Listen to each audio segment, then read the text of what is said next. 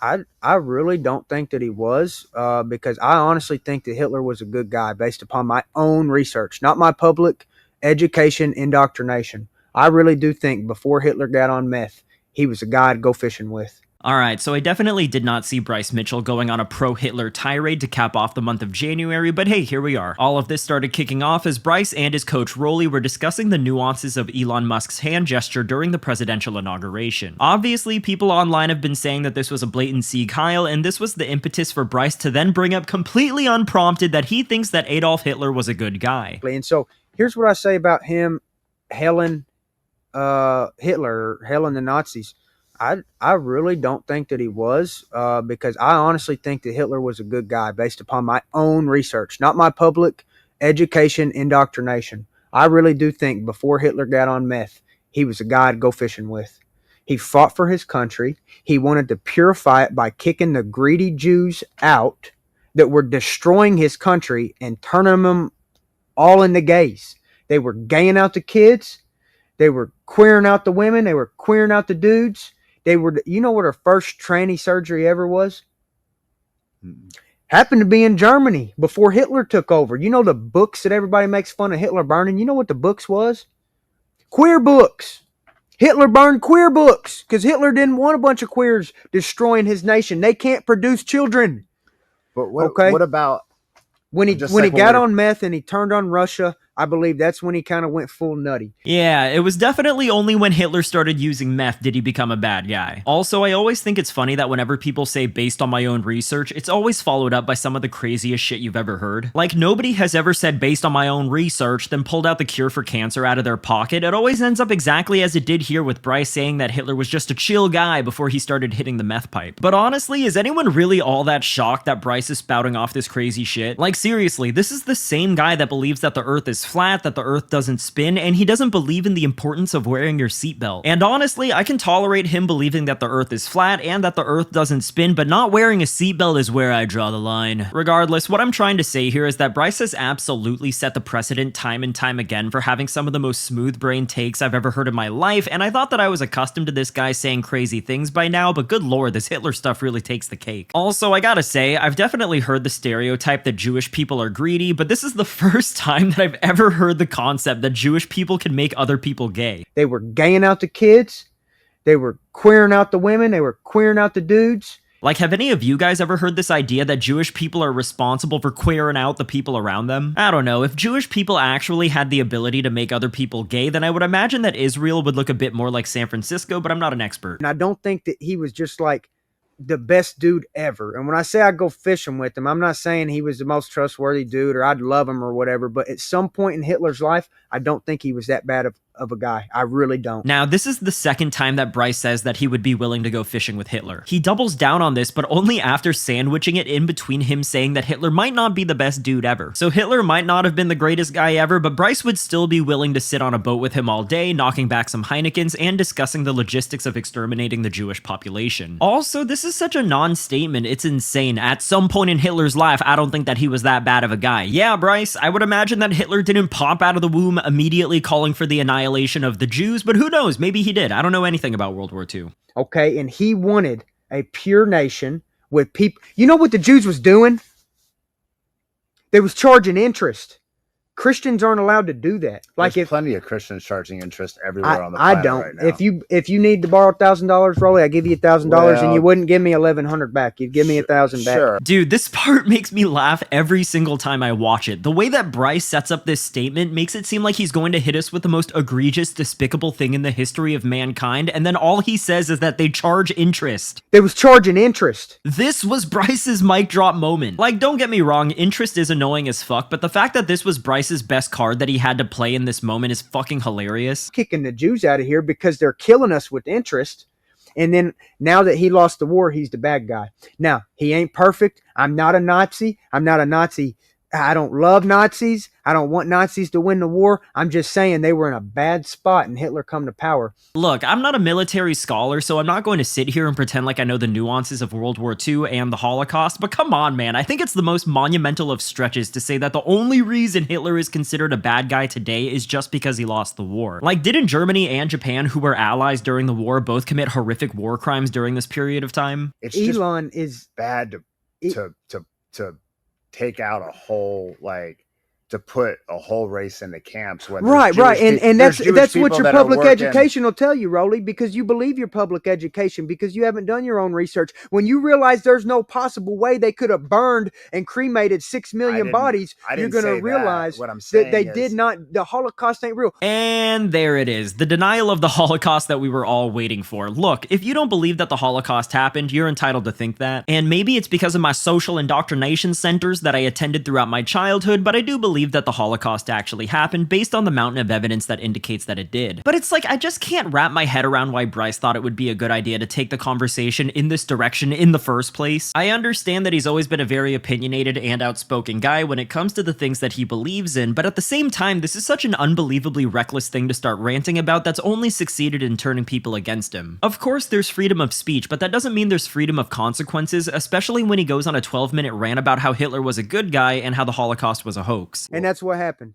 And I don't believe that he's that bad of a guy, but I'm saying all this about Hitler to say that if anything, Elon Musk would be against Hitler because Hitler, he was for freedom. Elon Musk is for control. Elon Musk wants to put a chip up your ass and know every thought and control every move that you make. Hitler just wanted to free his people in his prime. Now, when he got on meth, I do think he went bad. So aside from tripling down on his claim that Hitler wasn't a bad guy, Bryce saying that when Hitler was in his prime as if he was an MMA fighter himself is wild to me. And then he says that Hitler was all about freedom, even though he imprisoned millions of Jews in order to free the Germans. But if Hitler really was all about freedom, like how Bryce is saying, then why did he invade Poland, thus starting World War II, which then resulted in Germany's massive economic downturn that crippled the quality of life of the German people? Like, I know so little about World War II and just history in general, but for as little as I know, there are still so many holes to point out in Bryce's rant here. When you take a whole, like what we did to the Japanese during World War II, that was wrong. We can't take all the Japanese people and put them in camps. Okay? Well, let me justify that real quick. It's time of war. Did we kill those Japs? What's that? Did we kill those Japs? No. You know there was a large Japanese prison in Arkansas? No, I didn't know that. Arkansas housed a lot of Japanese prisoners in World War II because what Rolly is talking about, when World War II went down, when Pearl Harbor went down, we couldn't trust none of the Japs. So all the white people and all the black people rounded up the Japs in America and put them in not concentration camps. That's a bad word. Hello? What was that, Bryce? Now, obviously, the United States didn't put Japanese people in concentration camps. They were put in camps, but definitely not the same type of camps that the Germans put Jewish people in. But my God, the look of Bryce's face as he realizes that he chose the worst combination of words to use in that exact moment is absolutely gold. And just to reel things back a little bit, I do think it's very telling how Rolly tries to draw a pretty reasonable comparison that it was wrong for the United States to round up Japanese people and throw them in camps and equate it back to what Germany did, only for Bryce to immediately spit back, let me justify that real quick. Like, this guy is clearly not willing to accept any sort of information that opposes his views, even if they are pretty reasonable. And as you can probably imagine, Bryce's comments throughout this video has set the MMA world on fire. We have news publications as well as fans on social media sharing the clips to the vast reaches of the internet, and personally, I don't quite remember the last time a story about what a fighter said on a podcast has become as widespread as this. And hey, I get it. I mean, I definitely don't agree with basically anything that Bryce said in any of the clips that I just showed you, and based on the overall reaction from fans, it seems like most people aren't happy with him either. But something I just truly don't understand is how and why did Bryce and his team allow this portion of the podcast to be released? I mean, it's not like they did this podcast live, it was pre-recorded and edited, meaning Bryce probably watched this entire episode and said, yep, this is perfect. Mind you, this is the first episode of this podcast, so my only question here is how the hell does Bryce plan to follow this up? Like, he can't just drop an episode where he spends 12 minutes defending Hitler, then in his next episode just be like, so anyways, UFC 312, am I right? Anyways, Dana White had a whole lot to say about Bryce's love letter to Hitler when he was asked about it just a couple hours later at the Power Slap press conference. And I'm sure you guys heard what Bryce Mitchell said. If you haven't, he said some probably, I've heard a lot of dumb, ignorant shit in my day, but this one's probably the worst. When you talk about Hitler, he's responsible for the death of 6 million Jews, and he tried to completely eliminate a race of people. World War II was the deadliest war in history. 15 million military deaths, 45 million civilians, and 25 million soldiers were killed in World War II. Second of all, Hitler is one of the most disgusting and evil human beings to ever walk the face of the earth, and anyone that even tries to take an opposing position is a moron. That's the problem with the internet and social media. You provide a platform for a lot of dumb, ignorant people. We've obviously reached out to Bryce, and when we read what he said and let him know how we feel about it, we're beyond disgusted. So, for those of you that don't know what's going on, good, you're lucky. For those of you that do, that's what I have to say about it. Who's got the first question? Hey, Dana. Hey. It's obviously not a fun topic to talk about the Bryce stuff. I think that's a great statement that you just gave. Does Bryce Mitchell face a punishment from the UFC for saying That's what everybody wants to hear about punishments. Free speech. I don't have to love it. You don't have to love it. You know. I agree with that, the free speech sentiment. Is there a concern, though, right, if he goes out and wins a fight and gets a mic? Well, that's the beautiful thing about this business. For all of you that hate Bryce Mitchell, you get to see him hopefully get his ass whooped on global television.